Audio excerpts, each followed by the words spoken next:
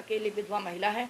मैं इसकी माँ हूँ, मेरठ रहती हूँ। बार बार परेशान जब करता है तो मुझे ये फ़ोन करती है, मैं भाग भाग के यहाँ आती हूँ। मैं वृद्ध महिला हूँ, मैं इतना नहीं भाग दौड़ कर सकती हूँ। मैं किसके पास जाऊँ, मेरे तो ये समझ में नहीं आता। मैं डीएम के पास गई, यानी इतने सारे कागज़ इकट्ठे कर रखे हैं। मैं डीएम के पास भी गई हूँ, एसएसपी के पास भी गई हूँ, सीओ साहब के पास भी गई हूँ, एमडीडीए में भी गई हूँ, मेयर साहब के भी पास गई हूँ, लेकिन मेरी समझ में नहीं आती मैं कहाँ जाऊँ जहाँ पर इसकी सुनवाई हो। शिकायत मैं डीएम को भी कर चुकी हूँ, सीओ को भी कर चुकी हूँ, एसएसपी को भी कर चुकी हूँ, नगर निगम, एमडीडीए, सब जगह जहाँ मुझे कोई बताता है वहाँ मैं सब जगह शिकायत कर चुकी हूँ। नहीं, एमडीडीए से एक आया, मैंने उसे दिखाया, क्योंकि ये तो स्कूल में थी, मैं थी यहाँ पर, तो कहने लगा तुम्हें क्या आपत्ति है अगर इसने सड़क घेर ली है तो। एमडीडी वाले आपसे? हाँ, क्योंकि इन्होंने खुद से निशांत नाम बताया उसने। हाँ, कि तुम्हें क्या आपत्ति है अगर इन्होंने खुद से भी एक्सेप्ट किया है कि मैंने रिश्वत दे रखी है। सड़क जान संभाल दो, हाँ, ये देख, जान संभाल दो, हाँ, ये देख, ये धमकी दे रहा जान संभालने की यहाँ पे।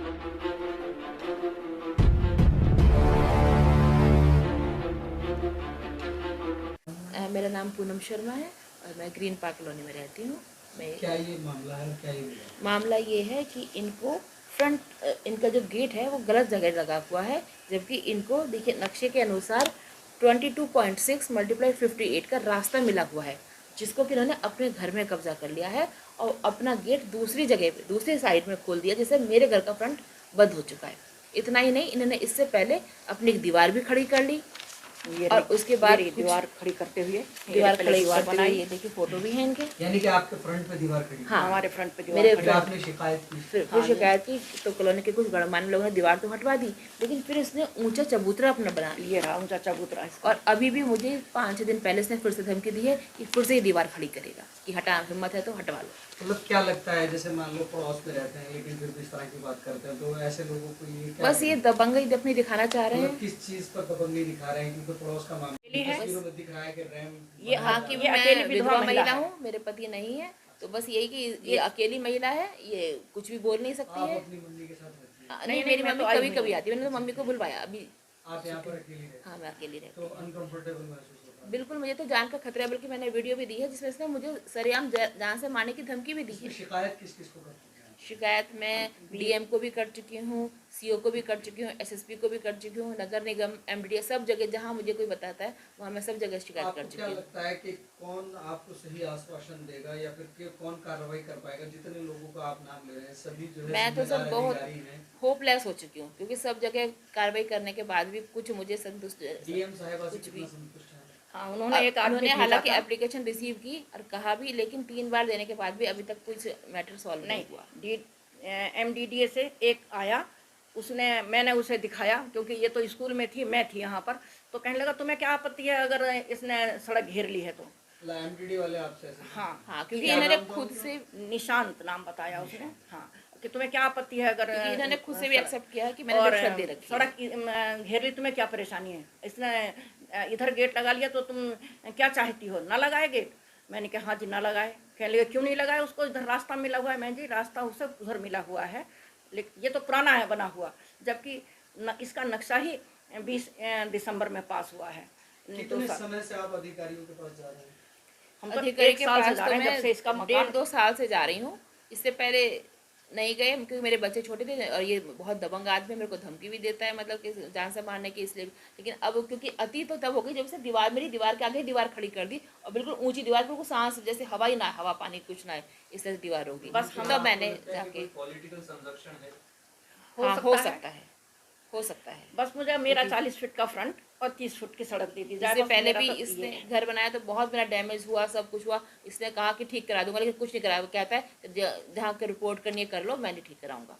तो वो तो मैंने बेयर किया। सीएम साहब तक जाएगी और आप अकेली महिला हैं, तो किस तरह की सुरक्षा की मांग करती हैं और क्या मुख्यमंत्री जी से आपकी डिमांड है कि किस तरीके से? बस मेरी अपील यही है कि जैसे इसके कागजों में जमीन है और मेरे कागजों में जैसे जमीन है, इसकी भूमि का डिमार्केशन कराया जाए और इसका जिस तरह गेट खुलना चाहिए वहाँ गेट खोला जाए और उस भूमि को मुक्त कराया जाए इसके चंगुल से।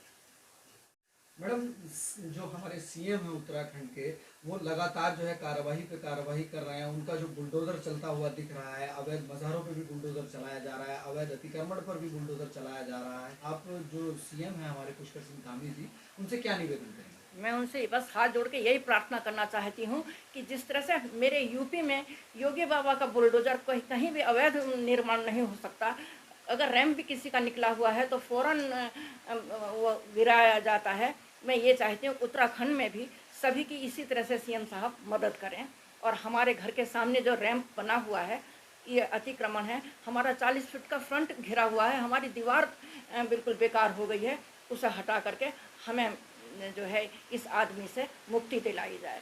मैं तो सीएम साहब से ये कहना चाहती हूँ कि इसने जो अपना फ्रंट जो अंदर मिला लिया, जो सड़क इसे 200 गज जमीन के करीब लगभग है, वो इसने सड़क अंदर मिला ली। जो इसे 22 फीट का रास्ता और 58 फीट की सड़क दी गई है, वो उसे खुलवाया जाए। करोड़ों में है। और उसकी कीमत करोड़ों में है। और ये अपना गेट उधर लगाए और हमारे ये फ्रंट खाली कर दें। ये ऐसा क्यों नहीं हो रहा है? सीएम साहब से यही चाहती हूँ कि ये अकेली विधवा महिला है, मैं इसकी माँ हूँ, मेरठ रहती हूँ। बार बार परेशान जब करता है तो मुझे ये फ़ोन करती है, मैं भाग भाग के यहाँ आती हूँ। मैं वृद्ध महिला हूँ, मैं इतना नहीं भाग दौड़ कर सकती हूँ। मैं किसके पास जाऊँ, मेरे तो ये समझ में नहीं आता। मैं डीएम के पास गई, यानी इतने सारे कागज़ इकट्ठे कर रखे हैं। मैं डीएम के पास भी गई हूँ, एसएसपी के पास भी गई हूँ, सीओ साहब के पास भी गई हूँ, एमडीडी में भी गई हूँ, मेयर साहब के भी पास गई हूँ। लेकिन मेरी समझ में नहीं आती मैं कहाँ जाऊँ जहाँ पर इसकी सुनवाई हो। मैम, इतना सब कुछ होने के बाद कहीं ना कहीं ये तो लगता है कि उत्तराखंड में जो माफियाओं का आतंक है, तो कहीं ना कहीं जो यहाँ के अधिकारी हैं, प्रशासन है, वो नाकाम है।